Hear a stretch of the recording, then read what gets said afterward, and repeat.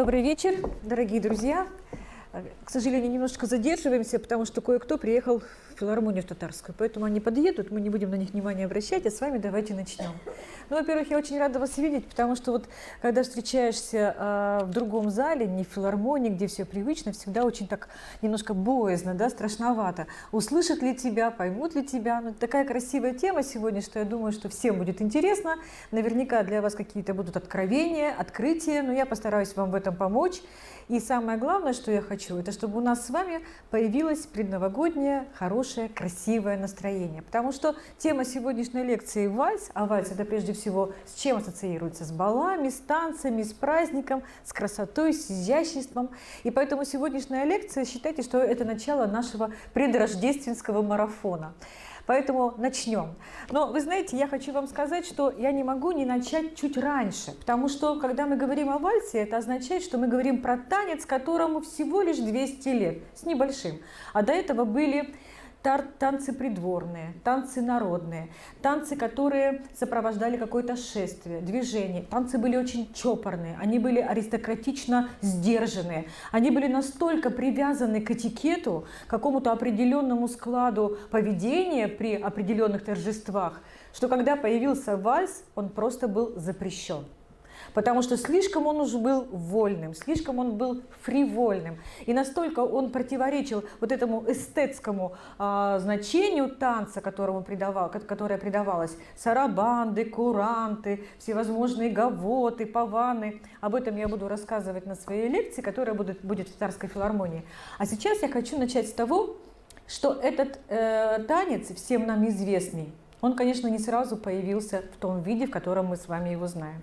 Конечно, теперь мы знаем вальсы и бальные, да, когда танцуют бальные пары. Мы знаем свадебные танцы, которые танцуют молодожены. Мы знаем танцы, которые в обычном нашем круге могут быть исполнены.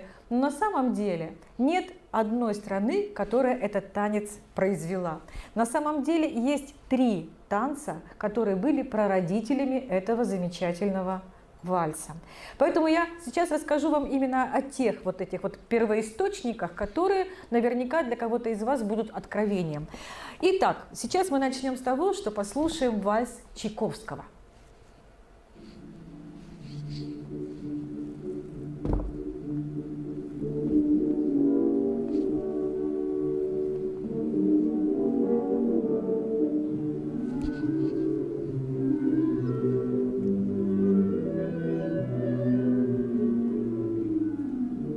Всем известная музыка. Красивейшая музыка из балета Чайковского «Щелкунчик», правда? Но прежде чем этот танец дошел до концертной эстрады, дошел до вот этих самых дворцов, он родился в 3 разных странах. И первая страна – это Чехия. Это был чешский фуриант. Это не что иное, как сценка. До сих пор его танцуют именно как сценку, когда один гордец, молодой человек, он сначала показывает себя, какой он удалой, потом он выбирает девушку и с ней начинает кружиться. И вот эти вот самые вращательные движения, которые в этом танце присутствуют, они и будут, наверное, основным танцевальным па, да, который потом в вальсе обязательно будет применяться. Итак, смотрим чешский фуриант.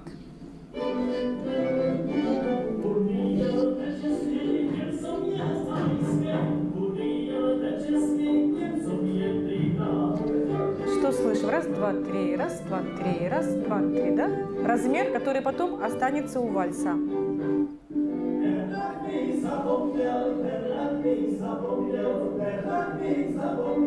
Что еще они делают? Кружатся. Но пока еще без девушек. Показывают себя, какие они замечательные.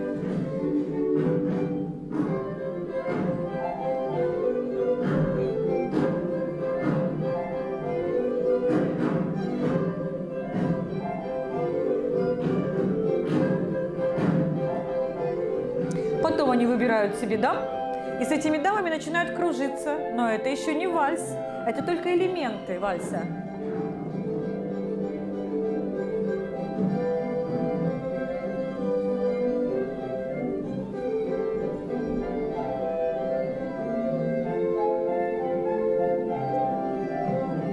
И до сих пор в Чехии его танцуют не как вальс, а как чешский фуриант. примерно в это же время в другой стране, во Франции, появляется танец вольта. Совершенно необыкновенный танец, и основное его движение – это повороты, всевозможные повороты как партнера, так и его партнерши. Но при этом они еще и умудряются даму за талию обнять. Это именно то, что потом будет всячески не приветствоваться ни религией, ни государственными мужами. Итак, смотрим французскую вольту.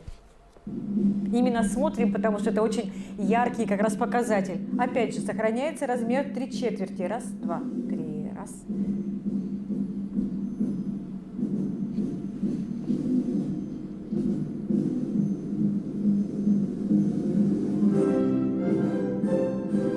Раз, два, три, раз, два, три, раз, два, три.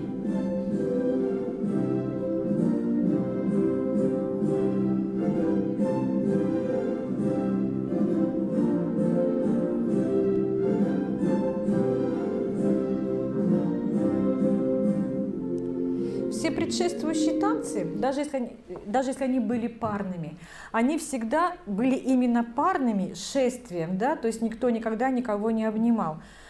А сейчас еще один фрагмент, тоже вольты, но уже реконструированный. Что такое реконструкция? Когда мы в современном мире пытаемся воспроизвести то, что было где-то описано, а описывалось всегда и все. Мне часто задают вопрос, откуда мы знаем, как танцевалось или пелось. Вы знаете, все записывали, все па были описаны, и поэтому по этим па современные коллективы изображают, как на их взгляд выглядела эта французская вольта.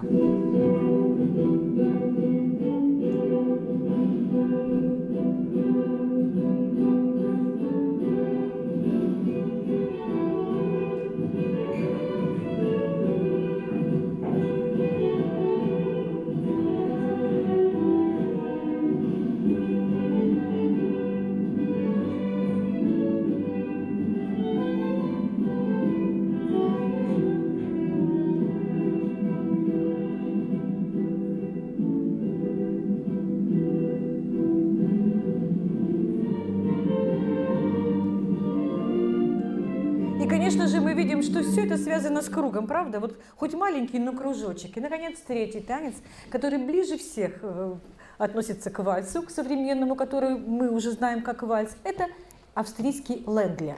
Сначала он появился в крестьянской среде. Вот эти все танцы, они сначала все появились вовсе не в аристократском кругу, а именно на пленэре, на какой-нибудь там вечеринке, на каком-нибудь свадебном обряде. И вот сначала лендлер был ничем иным, как свадебным танцем. Вернее, обряд сватовства. Итак, смотрим лендлер. Сначала он был вот именно как обряд сватовства, а потом он превратился в веселый танец, где что самое главное? Где обнимает партнер свою девушку и с ней кружится. Итак, смотрим. Лендлер.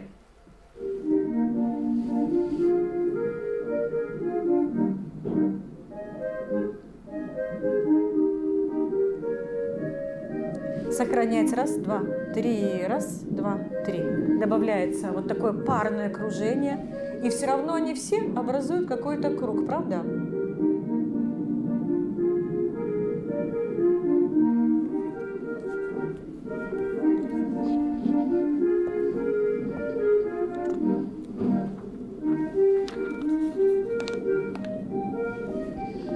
Вот эти движения, если вы танцуете или хотя бы увлекаетесь танцами, они потом появятся во многих других танцах, более современных. Например, в рок-н-ролле, когда танцуется в круговую. Итак, как-то же он попал в залы, как-то же он попал к вельможам. На самом деле есть такое свидетельство, что эрцгерцогиня Австрии Мария Терезия настолько ей понравился лендлер, что она решила его как бы привнести в какой-то такой обряд именно дворцовый. Я хочу вам показать удивительный пример этого лендлера, который мы видим в мюзикле «Звуки музыки». Удивительный сам мюзикл и удивительный лендлер. Но это уже тот, который перенесся в те самые дворцы, где раньше его не было, где были чопорные аристократические танцы. Итак, смотрим «Звуки музыки». Удивительный именно лендлер.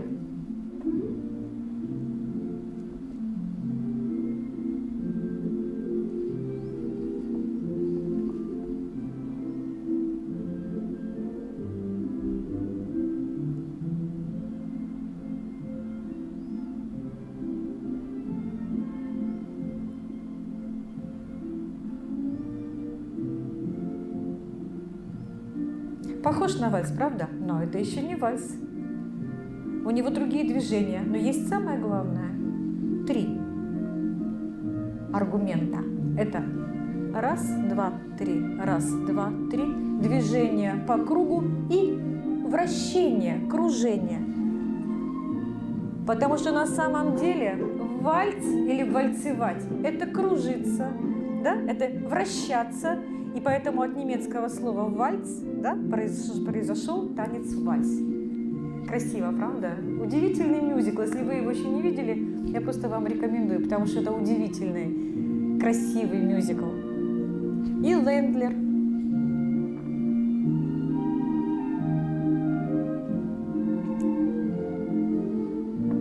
А теперь представьте себе, что весь 19 век он был запрещен. Причем его запрещали прям по-настоящему.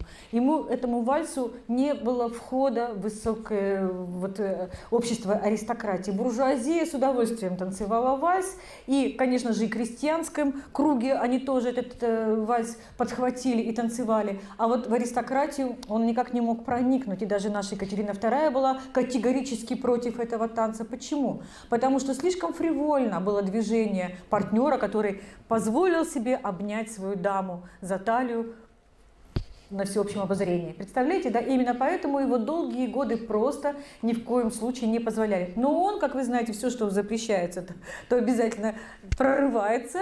И поэтому в 1888 году он был как будто бы узаконен. Его можно было уже танцевать совершенно законно. Но, конечно же, это вот все легко сказывается, да, но не так быстро делается. И поэтому, прежде чем он стал законным, он должен был пройти очень много испытаний. Но в Австрии удивительная страна, а Вена – удивительнейший город, куда стремились все музыканты, литераторы, художники, и каждый хотел показать, на что он способен. Это было удивительное время, 19 век, когда в Австрию стекались такие художественные силы, и каждый из музыкантов должен был себя показать. И таковым был Иоганн Штраус. Когда он был совсем молодым, у его отца был оркестр, и Иоганн Штраус вынужден был как будто бы из-под-тишка заниматься своим сочинительством и исполнительством. Он всячески пытался заиметь свой оркестр, но это очень трудно ему удавалось, и поэтому он зарабатывал как мог, писал как мог, играл как мог. И целых 10 лет он приезжал в Санкт-Петербург, и вот на вокзале в Павловске он устраивал каждое лето концерты, где у него был свой оркестр и где он показывал все свои вальсы. У него этих вальсов было множество. Он, конечно, писал и польки, и марши, но вальс – это было именно то, за что мы с вами и любим, и знаем Иоганна Штрауса. И они у него были настолько удивительные и разные, что до сих пор все удивляются, что же такое было за мастерство его, что же такое было за изюминка, почему его вальсы были ни на что ранее не похожие. А у него были, знаете, такие приемы, когда он как будто бы специально играл, писал вот такие взлеты, да, мелодические, которые позволяли его романсам парить. И сейчас мы посмотрим один фрагмент из удивительного фильма «Большой вальс». И фильм был создан в 1936 году. Но вы знаете, вот эта вот природа появления этого танца именно на фоне Венского леса, как будто бы подсказывает, что да, все то, что окружало Иоганна Штрауса, это и светские оперные спектакли, это и природа, которая была в этом Венском лесу, все это непременно отражалось в его вальсах. Но вот эта милица, которая сейчас будет играть главную роль, это, между прочим, тоже российская певица, которая эмигрировала в начале 20 века. Но так как она поет здесь, этот венский вальс, вернее, это сказки Венского леса, я не слышала такого исполнения ни у кого. Поэтому давайте послушаем.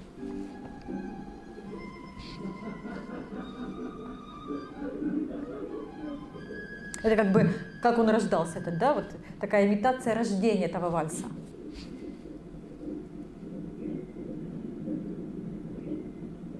Тут птички поют.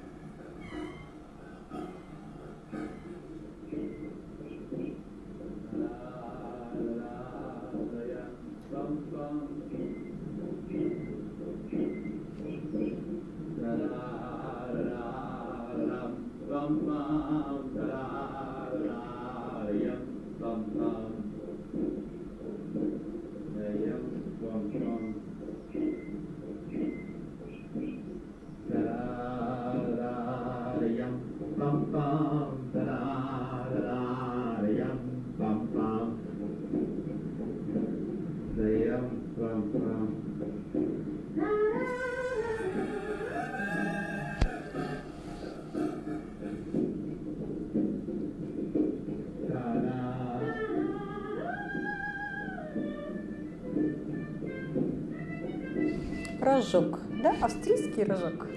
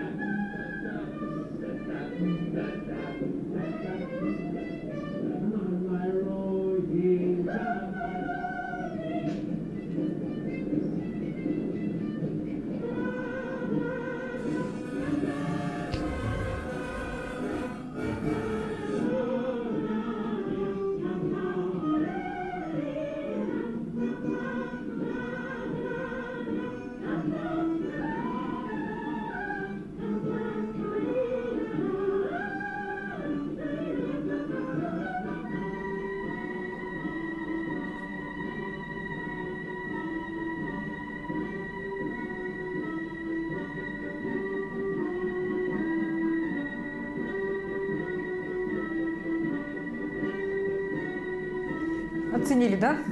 Голос, который невозможно ни с кем перепутать, ни с кем вообще сравнить, потому что это уникальное исполнение. И вот поэтому, когда мы говорим про Иоганна Штрауса, мы прежде всего говорим о том, что этот человек, он этот вальс сделал не просто танцем, он сделал его каким-то таким сногсшибательным романтическим произведением. И они у него были очень разные. И, конечно же, они проникли не просто в круги аристократии, но и стали завсегдатаями балов. И поэтому сейчас мы посмотрим, а как же сейчас по-настоящему танцуют венский вальс. Это уже балетная группа Венского театра. Настоящий венский вальс.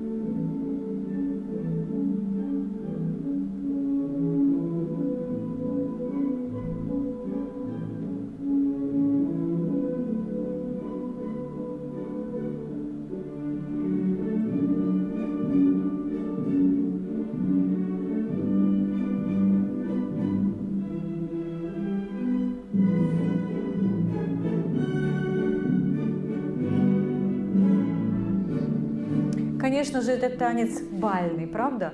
Он всегда так и будет. То бальным танцем, который исполняют танцевальные бальные пары, то более или менее бытовым, когда любой из нас может попытаться этот танец станцевать.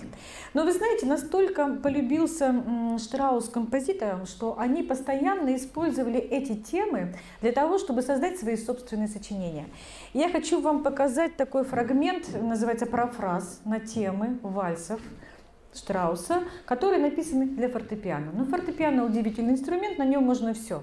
И оркестр можно изобразить, на нем можно любой танец сыграть. И сейчас мы послушаем с вами парафраз на тему вот именно вальсов Штрауса. Парафраз – это значит, что некоторые темки взяты, и они обработанные. Это надо слушать.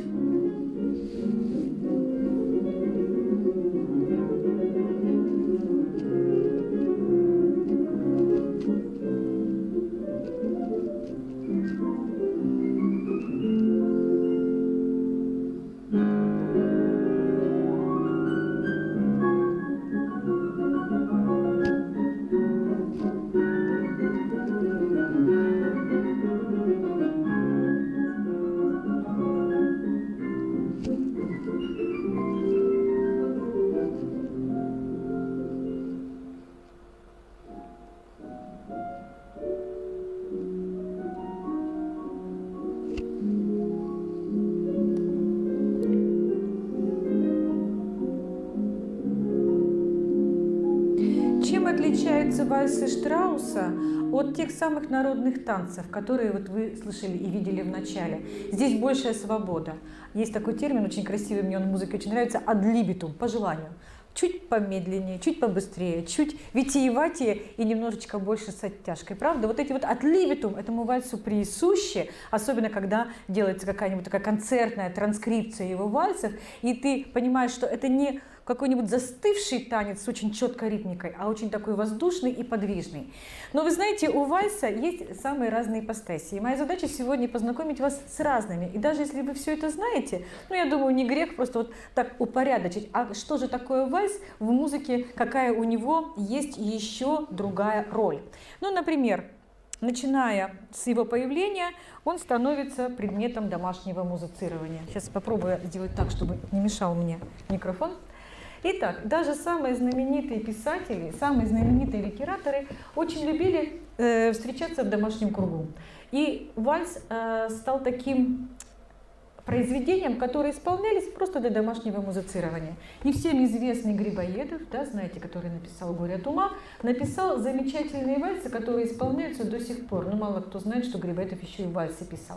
Кроме этих двух вальсов неизвестно ничего. Может, он что-то еще написал, но их точно играют.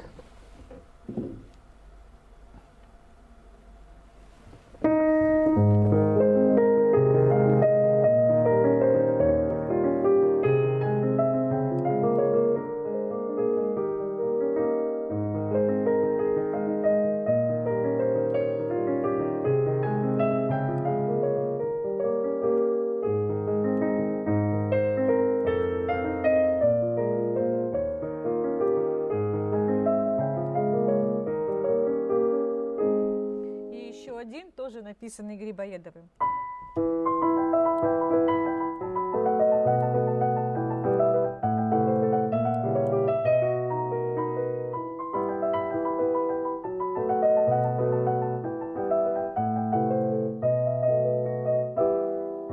И каждый уважающий себя композитор обязательно написал вот такие немножко сентиментальные вальсы для домашнего музицирования.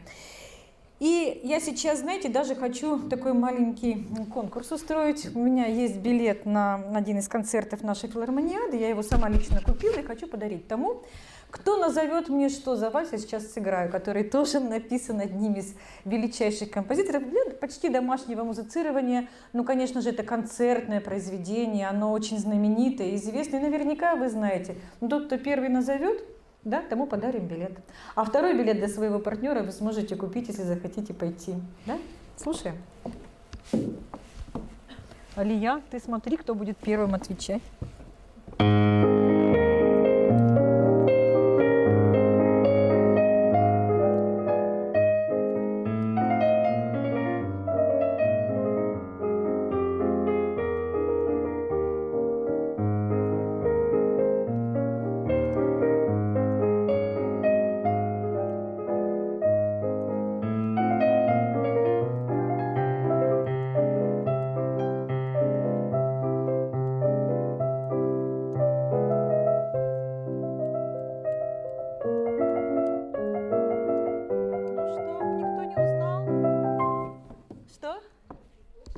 Чайковский «Времена года». Вы готовы пойти к нам на концерт в филармонию? Я 9 числа, у нас будет концерт с Вадимом Пальмовым, я вас приглашаю на этот концерт, мы вам подарим сегодня этот билет, а кому-то из своих друзей вы сможете купить, это будет промокод «Лекция», даже мы сегодня принесли такие билеты, и поэтому я вас приглашаю туда, но спасибо, что вы это узнали. Итак, у Чайковского их неимоверное количество этих вальсов, причем они у него самые разные, бытовые, концертные, оперные, балетные, их очень много, но один я хочу вам показать отдельно. Пианисты и вообще музыканты народ особенный, и вот как раз 9-го мы будем об этом рассказывать, что да, это особая категория музыкантов, как все музыканты, все разные. Но один из них, Люка Дебарк, до 20 лет вообще не играл музыку классическую, он играл на улице джаз. Он сидел там себе во Франции и играл себе джазовую музыку как-то так, какими-то там руками. И вдруг в 20 лет он захотел научиться играть классическую музыку. Он нашел педагога, педагог нашелся. Он приехал на конкурс Чайковского, и зал встал, когда он заиграл сентиментальный вальс Чайковского. Включаем Люка Дебарк.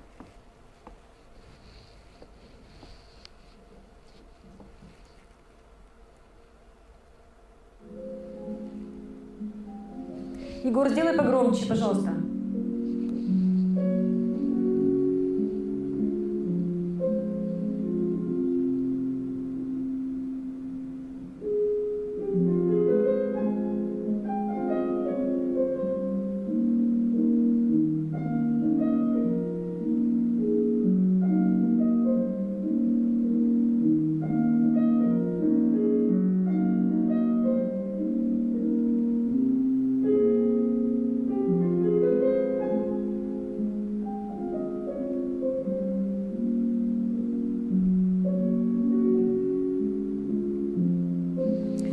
Он уже не просто бытовой, правда? Он уже психологический портрет какого-то героя.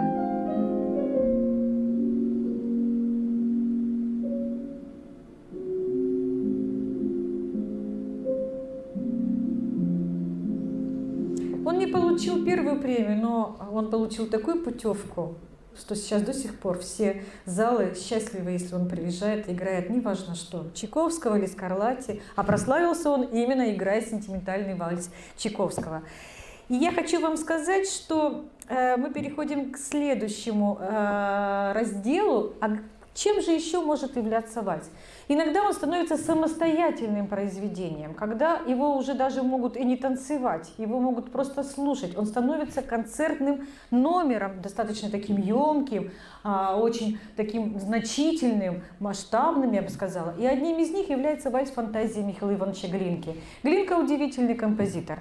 Вы знаете, вот есть такие люди, которые их называют, они основоположниками национальной какой-то там оперной, например, школы. И вот Глинка был именно основоположником русской оперной классики. Почему? Потому что все, что было напридумано уже в западноевропейском музыкальном жанре, там, в науке западноевропейской, он соединил с русским мелосом, с русской полифонией, с русской подголосочностью, с русским характером и создал такие шедевры, как, например, вальс-фантазию. Но почему я хочу вам показать именно этот фрагмент?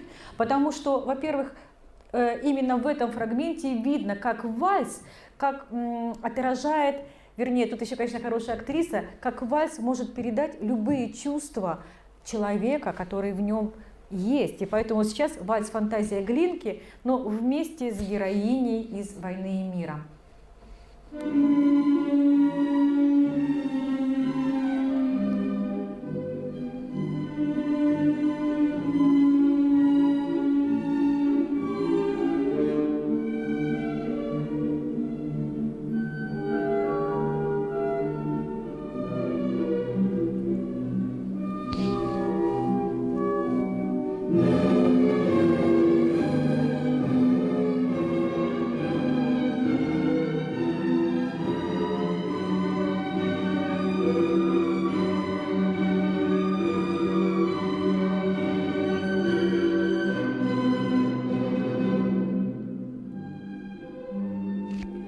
Как раз в этой музыке и сам танец, и содержание романтическое, да, и переживание героев. И, конечно, актриса настолько великолепна, что она вот все изображает на своем лице, но именно благодаря музыке мы читаем те чувства, которые рождаются в ее сердце.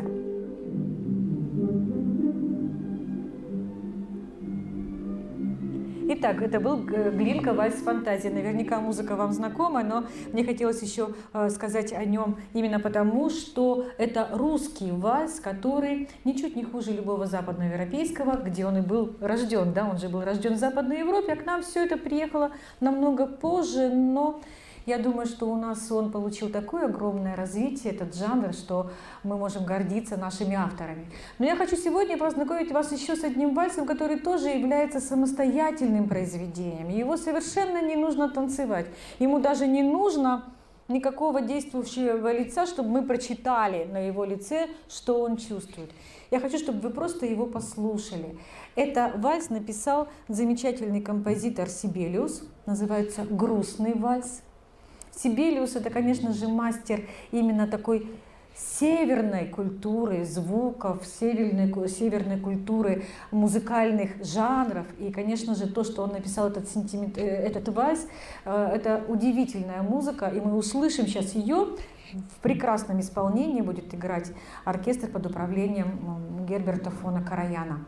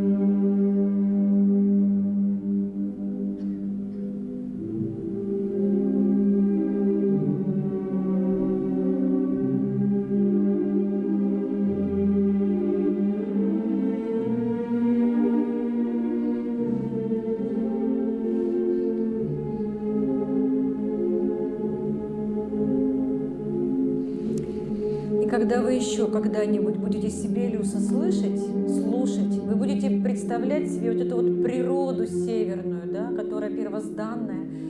И тут не нужно лица, тут хватает природы, да. И вот вальс передает именно вот чувства природные.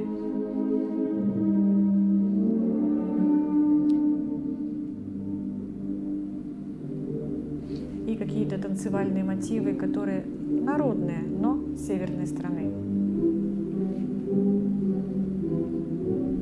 которые есть у Грига, все эти подскоки, да?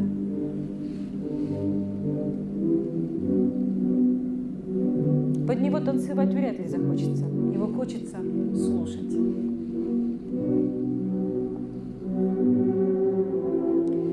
Но не все вальсы грустные, которые самостоятельным произведением являются. Есть те вальсы, которые были, конечно же, навеяны великим Штраусом.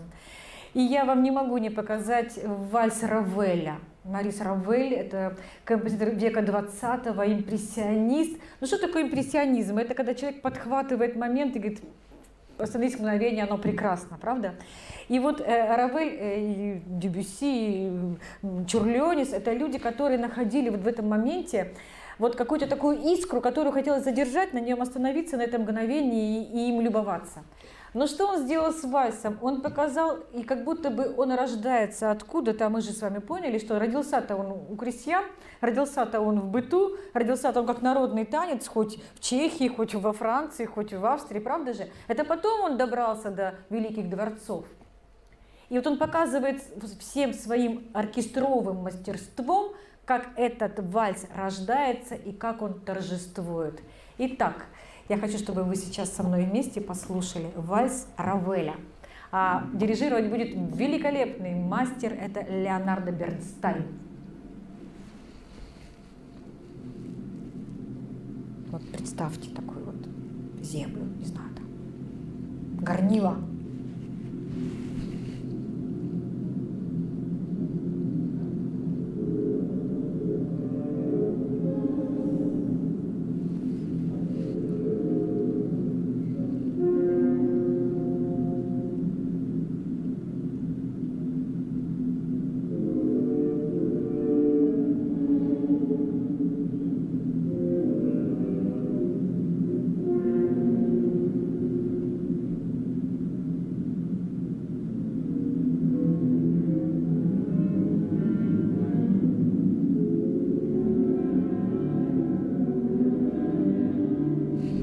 Все равно раз, два, три.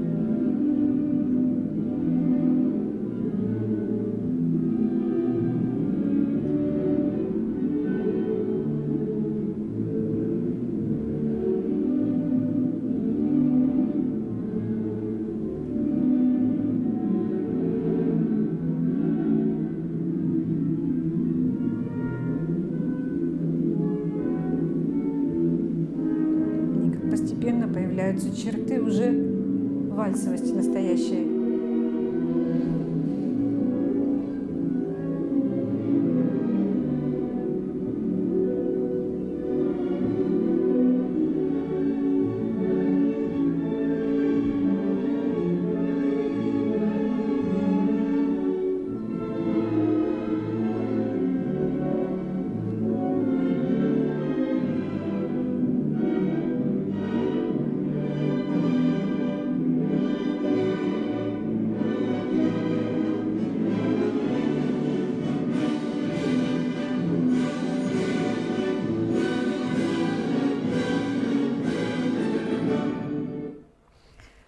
Да, через тернии к звездам. Почувствовали, да, что вот он рождался, и вот он такое всепобеждающее торжество этого танца. Но есть еще, конечно же, удивительные части в симфониях, потому что это были самостоятельные произведения. Но иногда вальс нарочито включают в очень крупные произведения довольно сложного строения, глобальные, масштабные по своей форме, но именно вальс, минуэты, гавоты, то есть любые танцы, они очень нужны для восприятия любого сложного произведения. Это, знаете, как будто такое временное отстранение от драматизма, временное передышка перед какими-то сильными страстями, которые в следующих частях обязательно будут провозглашаться композитором. Но вот у Чайковского написан великолепный совершенно вальс в симфонии. Шестая симфония – одна из самых драматических симфоний у Чайковского, но он написал вальс нестандартный. И если все вальсы молодые люди уже устали, ну очень жаль, но я думаю, что вы к нам еще придете и нас еще раз услышите и увидите. Да, ну такие маленькие, конечно, им не до наших вальсов, они еще только полечко могут танцевать, наверное, да?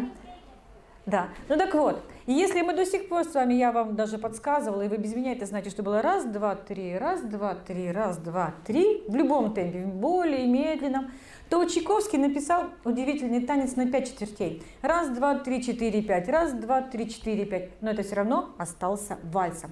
Итак, вальс Чайковского из шестой симфонии.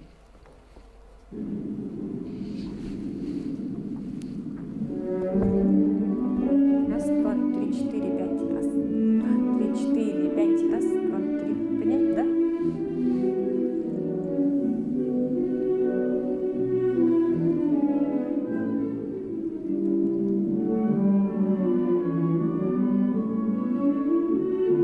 Как будто бы не квадратный, какой-то такой. Но это же вальс.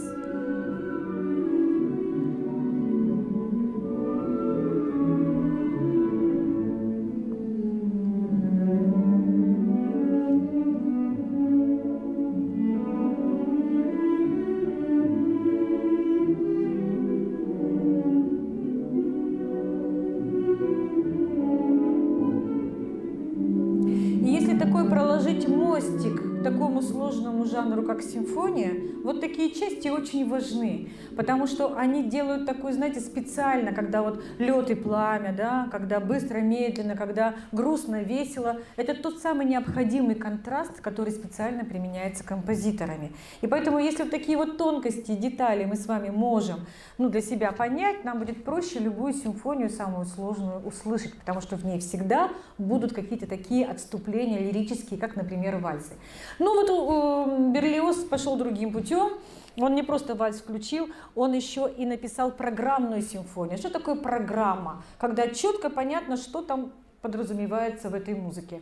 Но я, по-моему, уже те, кто ко мне приходил на лекции, рассказывала, что Берлиоз был одним из самых таких ярких романтиков. И он, конечно же, написал фантастическую симфонию. А фантастика – это то, что присуще было романтикам. Что он сделал? Он рассказал про молодого человека, который был влюблен очень страстно и абсолютно безнадежно, и настолько был разочарован во всем, что решил отравиться. Но выпил опиума немножко меньше, чем умереть, но зато ему стали сниться всякие галлюциногенные сны. И вот эти вот самые странные сны, и среди них был вальс, то есть бал. Это то, что приснилось молодому человеку, когда он напился этого опиума. Там, конечно, и шабаш ведьм был в одной из частей, много чего. Но вот танец у Берлиоза, это именно как привиделось тому самому молодому человеку, который... Вот неразделенная любовь у него была. Итак, Берлиоз – это отдельная часть его симфонии фантастической под названием «Бал», а звучит вальс.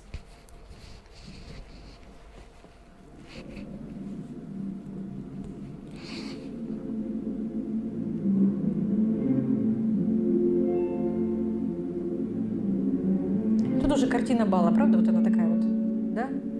Как будто бы.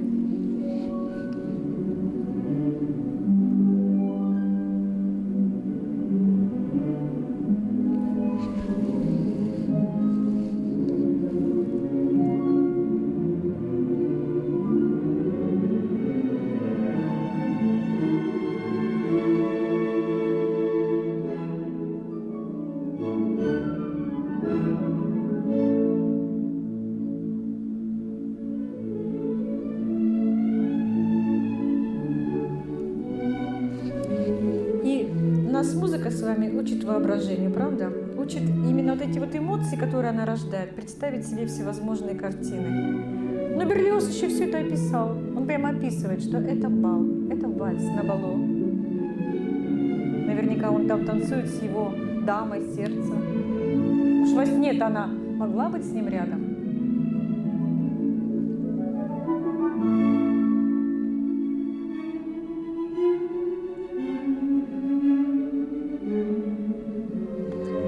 Марис Янсенс, один из величайших дирижеров, к сожалению, совсем недавно он ушел из жизни, но это необыкновенный мастер.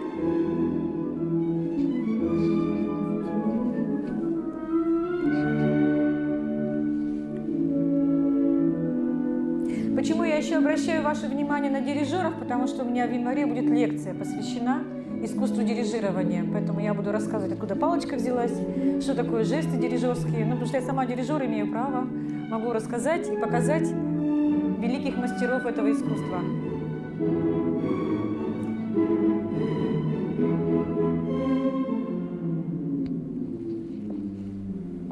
Итак, мы с вами услышали вальс как отдельное произведение и как произведение, которое включается в сложные музыкальные формы. Но вы знаете, очень много вальсов было написано в военное время. И я думаю, что наверняка то, что сейчас я наиграю, наверняка вы все это слышите и знаете, но я еще раз хочу подчеркнуть. Это другая ипостасия вальса. Это то, что мы с вами знаем, даже если мы возраста разного, я думаю, что эти вальсы знают все.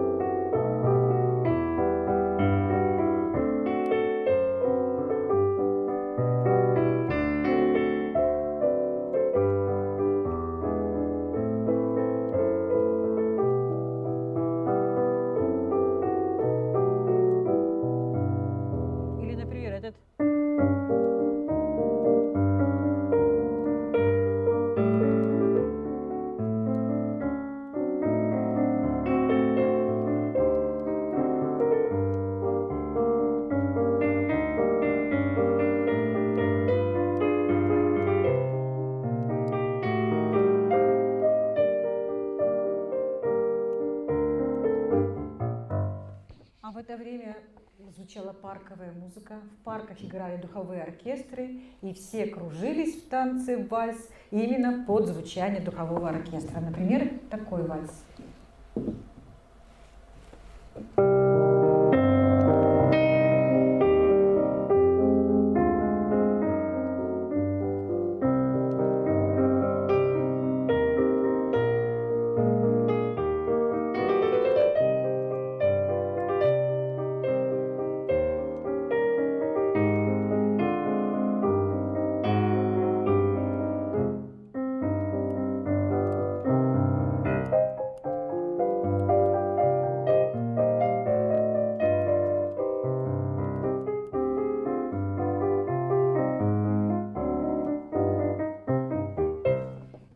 Она настолько прочно вошла в быт в виде песен, вот этих вот танцев, что к ним настолько уже привыкли, что наверняка даже и не представляли, что когда-то в XIX веке этот вальс был запрещен.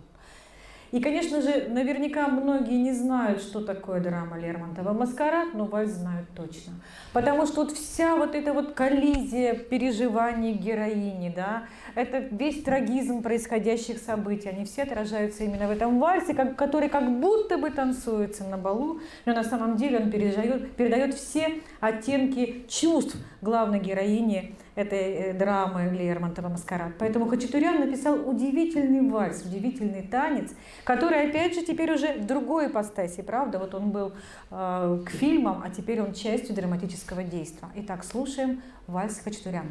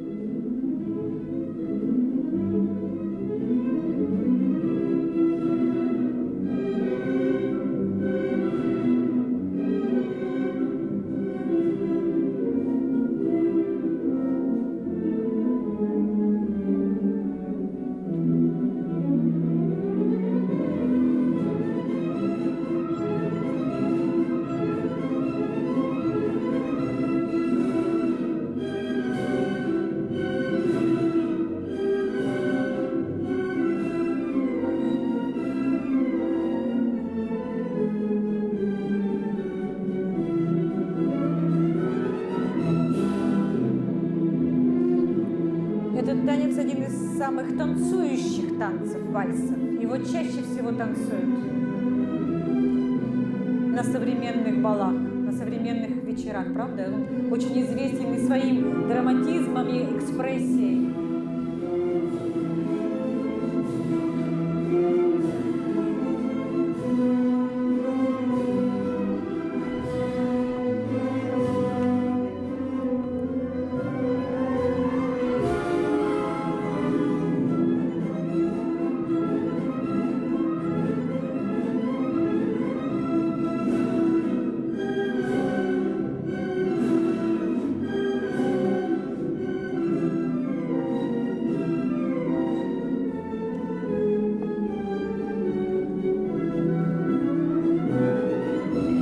Конечно же, вальс становится неотъемлемой частью балетной музыки. Правда? И поэтому во многих балетах... Егор, выключаем, да, выключаем. Итак, вальс, конечно, становится неотъемлемой частью спектакля под названием «Балет». И, конечно же, это всегда фантастические образы. Все мы знаем Золушку, да? А Золушка – это сказка, а сказка – это то, что именно расцвело в эпоху романтизма. Именно в музыке стали появляться сказки, фантастические образы, романтические герои и героини. И Золушка, конечно же, тот самый образ, который не мог обойтись без вальса. А Прокофьев написал великолепный совершенно балет. И вот мы как часть этого балета увидим совершенно в другом обличии. Да? Это как изображение конкретного действия, которое в балете имеет место. Вальс из оперы, из балета «Золушка».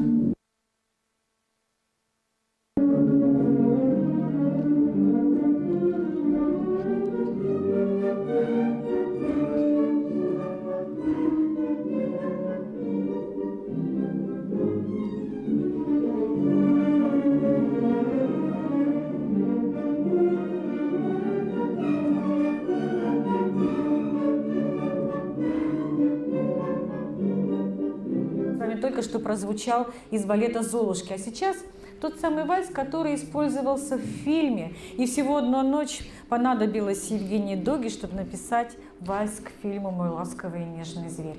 И жалко, что у меня здесь нет моей коллеги-скрипачки. Мы с ней в Татарской филармонии, когда эту лекцию делали, мы с ней просто выключили звук у этого видео, сами ей играли вот, и аккомпанировали тем самым танцорам, которые великолепно исполняют этот вальс. Но раз уж без скрипки, то в оригинале, как это действительно звучит. Итак, Евгений Дога, вальс к фильму «Мой ласковый и нежный зверь».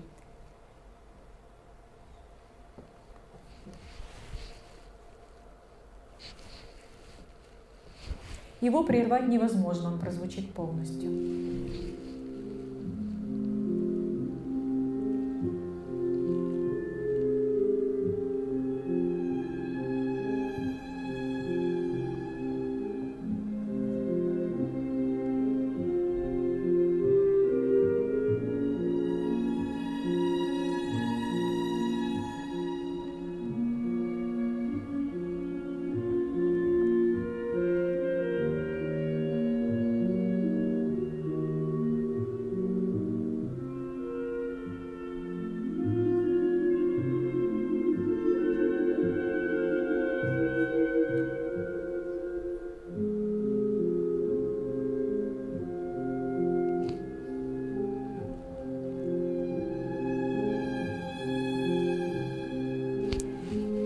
это не отдельное произведение, как у Равеля, но оно передает именно, вот, знаете, как квинтэссенцию чувств главных героев, главной героини.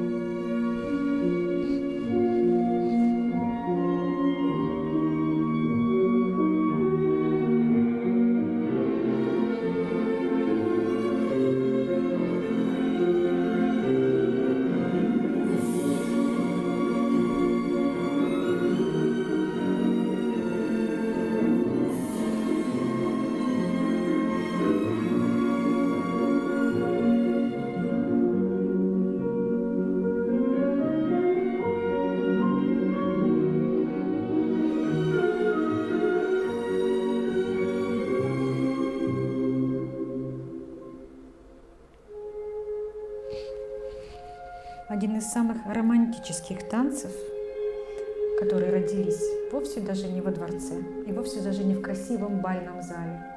И до сих пор он олицетворение самых высоких романтических чувств, поэзии,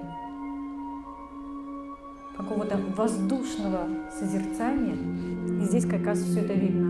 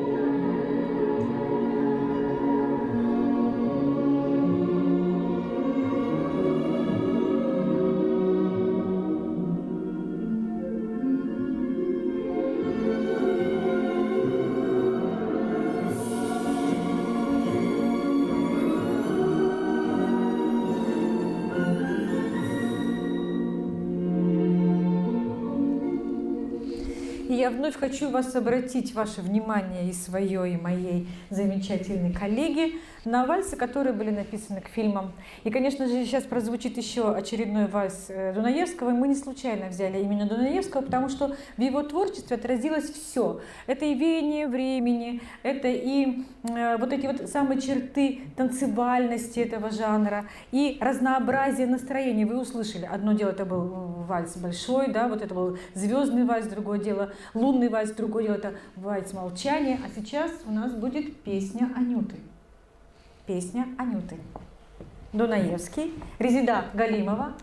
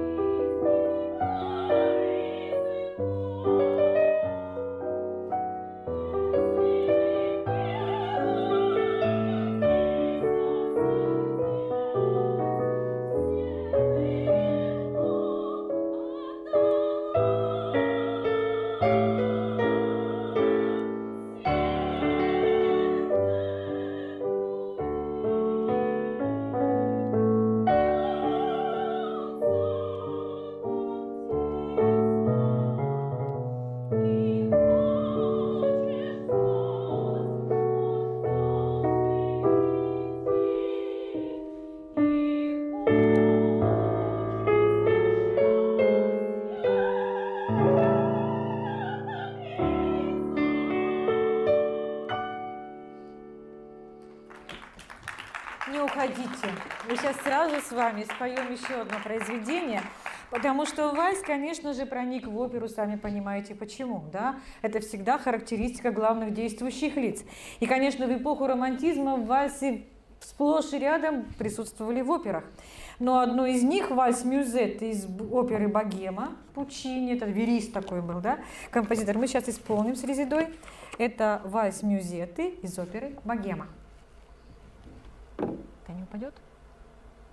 Не упадет?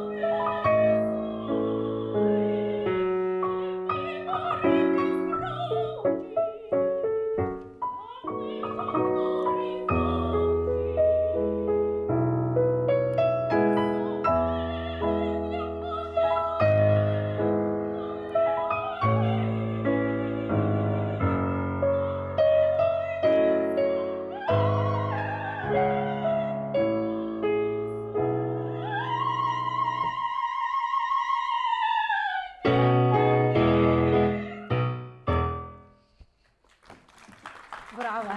Спасибо, спасибо, спасибо. Но мы с вами продолжаем наше движение, совсем немножко осталось до конца. И я хочу вам сказать, что сейчас у меня, знаете, такая вот интересная штучка. Хочу вам показать один вальс в двух исполнениях совершенно разных. Они даже, может быть, противоположные, но они отражают саму сущность этого танца, который для меня, например, было открытием, что этот вальс в десятке лучших, самых известных танцев в мире. Всегда есть какие-то такие списки, да, реестры, я не знаю, там всегда выискивают лучших, составляют там рейтинги, кто из них лучше. Так вот, есть 10 лучших вальсов, которые исполняются очень часто. И для меня было откровение, что этот вальс один из вот тех самых-самых лучших танцев. Написал этот вальс Шостакович. Он называется «Second Valse». Он написал его к спектаклю Анна Каренина. Но я хочу вам показать его совершенно в двух разных вариантах, а потом вы мне скажете, какой из них вам понравился больше. Потому что они совершенно разные, но оба мне очень нравятся, я очень люблю этот танец за то, что русский композитор, советский, которого все знают как автора сложнейших симфоний, квартетов, там невозможных, совершенно сложных сочинений, написал такой вальс, который считается одним из самых лучших. Итак, Степан Хаузер играет вальс, Second Valse, ну не где-нибудь, а вообще-то в Колизее в Италии. Смотрим. Звук у нас нету звука.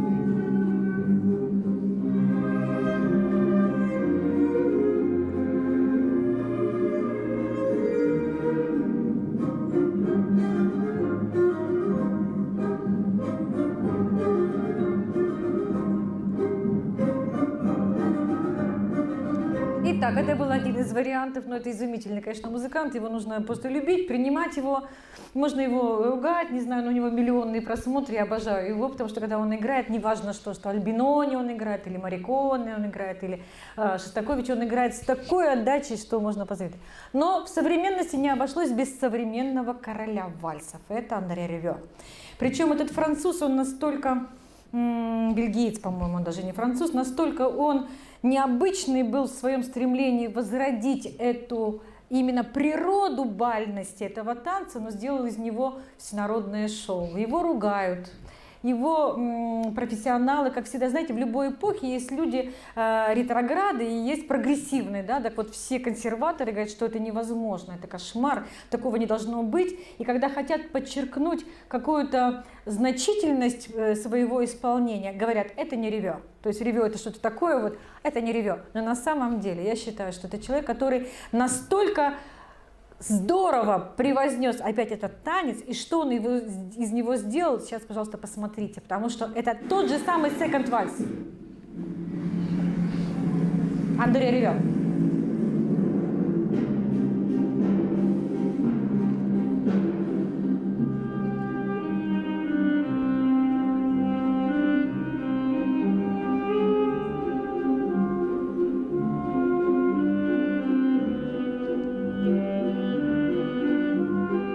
Написал-то Шостакович. К Анне Карениной.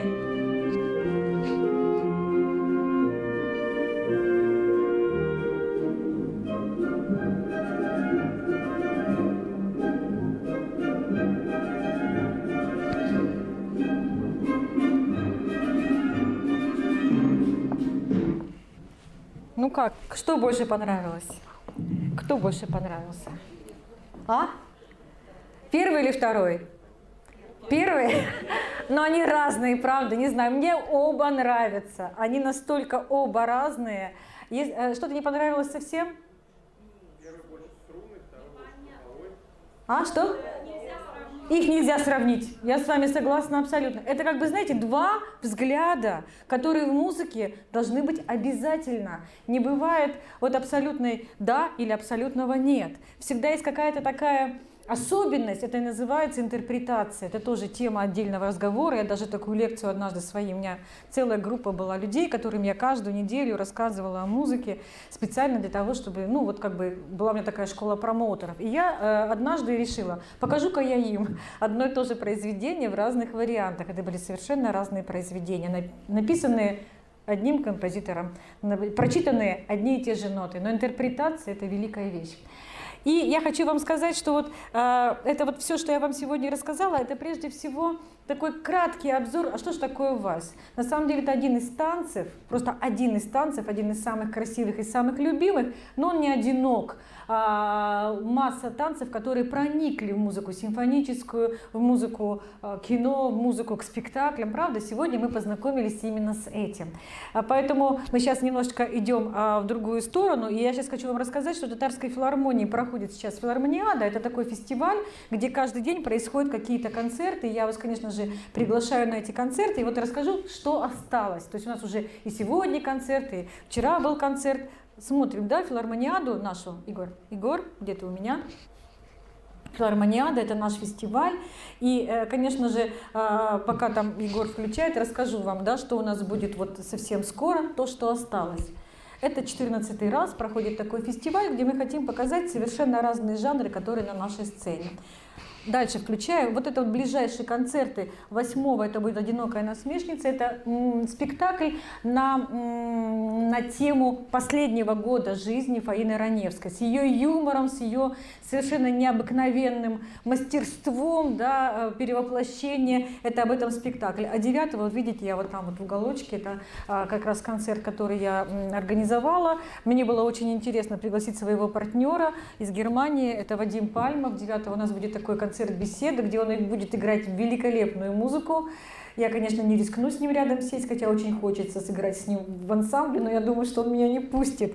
Но мы там с ним еще и будем немножко рассказывать, потому что он литератор, он написал совершенно необыкновенные новеллы, кое-что он почитает, кое-что мы поговорим с публикой на тему того, что для нас являются наши учителя, какие у нас есть проводники в нашей жизни. Там будет фрагменты из фильма, даже не буду называть, потому что вдруг вы захотите его заранее посмотреть, лучше придете на концерт и там это увидите, потому что это необыкновенный совершенно мастер, а Вадим просто следует его школе и настолько это делает успешно, вернее последовательно, что я не могла его не пригласить, поэтому 9-го я вас приглашаю на этот концерт.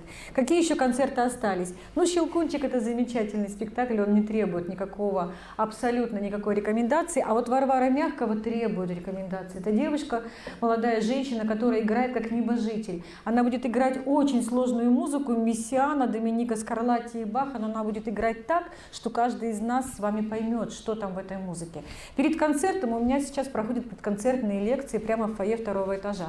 Ну, я просто расскажу, кто такой Оливье Мессиан, что она будет играть, там 20 слов о Христе, какие-то части. Расскажу про Скарлатти, чтобы было немножко комфортнее быть на концерте. Она необыкновенная, знаете, вот именно относится к тем музыкантам, которые просто вот захватывает внимание всех, кто в зале, и ты уже от этого никуда деться не можешь. Она необыкновенная. Я это все говорю не просто так, я была на ее концертах, и она не просто так появилась на нашей программе, мы очень хотели ее пригласить. Конечно же, красивейшие произведения это нашего музыкального театра Санкт-Петербургского оперетты, где будет и детский мюзикл, да, «Белоснежка», и будет Сильва, которая еще не была на нашей сцене. Дальше смотрим. Это 13 числа будет невероятный Николай Фоменко, который что будет делать? Читать будет Ивана Бунина и Зощенко, но в сопровождении фортепиано и на виолончели, там опять же будет и Рахманинов, и Чайковский, и Бах. Знаете, такой симбиоз литературы и музыки, а они друг без друга жить не могут. Ну и, конечно же, аргентинская танго, великолепный оркестр танго-оркестра, плюс бальная пара. Про танго тоже можно поговорить, но это как-нибудь в следующий раз. У меня запланирована такая лекция в Татарской филармонии, она будет называться «История жанров от минуэта до танго», и там я расскажу вот это вот как бы движение других танцев в классике. Ну и закрытие фестиваля, это будет, конечно же, гала-концерт, который посвящен романсу. Придет Галина Преображенская, которая я организовала когда-то, это замечательное шоу, да, под названием там «Театр романса», и поэтому здесь будут очень многие исполнители. Вот такая у нас филармониада, и я, собственно, сюда и прихожу, в библиотеку, в надежде, что те, кто к нам еще не дошел в Татарскую филармонию, чтобы вы на нас просто обратили внимание. Потому что, конечно же, это для меня очень важно. Почему? Потому что, ну, честно говоря, вот так приобщить людей к музыке, это тоже не просто, как вы понимаете, да, надо ею заразить, чтобы потом на любом концерте мы с вами чувствовали себя, наверное, комфортно. Теперь такой вопрос на засыпку. Скажите, пожалуйста, вы вот то, что я делаю в Татарской филармонии, сейчас, одну секунду.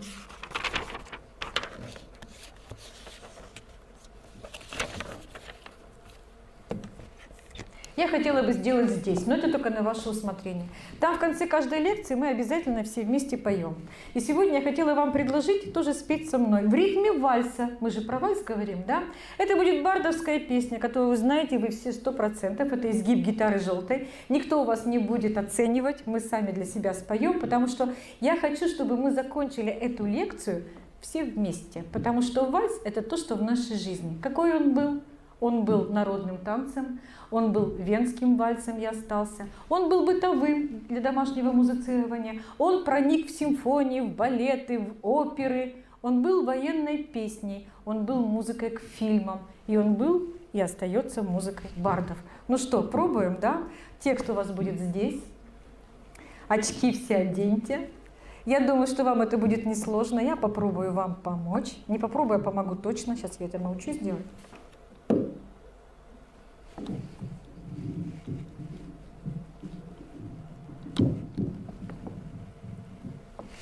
Вот так меня слышно? Сейчас. Ну что, попробуем, да? Итак, сегодняшний вечер, который посвящен вальсу, мне очень хочется закончить таким нашим совместным музицированием, потому что ничего нет лучше, чем пение. Потому что, когда человек поет, он раскрывает свою душу. Я вам сегодня свою душу открыла. Теперь, пожалуйста, и вы мне откройте свою. Даня, не знаю, как это я сделаю. Не знаю. Ну, я не знаю, попробуем.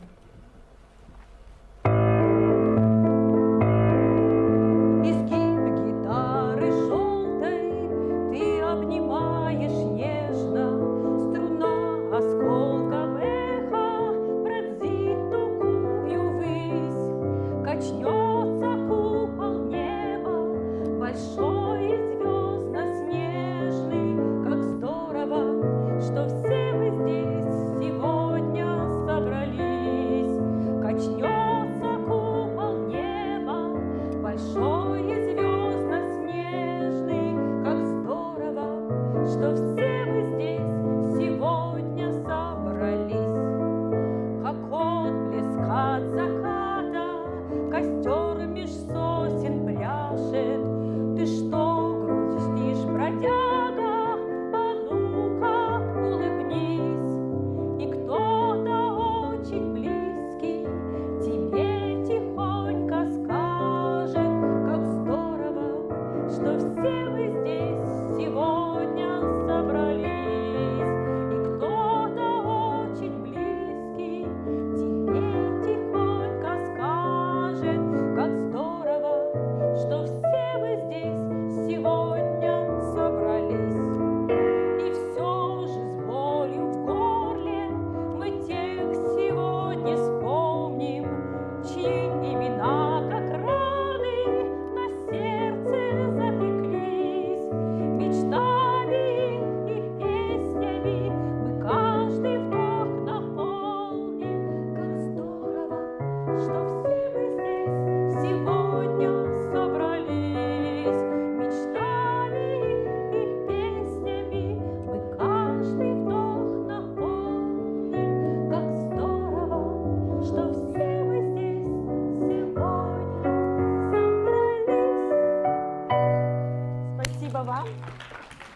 Спасибо, что откликнулись на мою просьбу спеть. И если вы будете приходить к нам в Татарскую филармонию на мои лекции, мы обязательно в конце поем. И знаете, весь зал поет, сколько бы там человек ни было. Я благодарна вам, что вы откликнулись. И на этом моя лекция закончилась, но если можно, я вам еще два буквально слова скажу. Мы сегодня с Алией, вот моя помощница Алия, там еще один мой помощник, вот там, Егор. Мы даже принесли билеты на два концерта. На 9 число, где вот будет моя лекция. Ну, это скорее мое присутствие при музыканте, я буду рассказывать там кое-что, он будет играть. И на концерт Варвары Мягковой. Для тех, кто ходит к нам на лекции, это промокод лекция стоит 300 рублей, но если есть желание сегодня, вы можете купить. Если нет желания, не покупайте. Если есть желание прийти, приходите. Если оно пока еще не проснулось, жду вас все равно на своих лекциях и надеюсь, что мы с вами друг другу сегодня принесли какое-то удовольствие. Надеюсь, что вам понравилось. Мне понравилось ваше общество. Спасибо вам большое.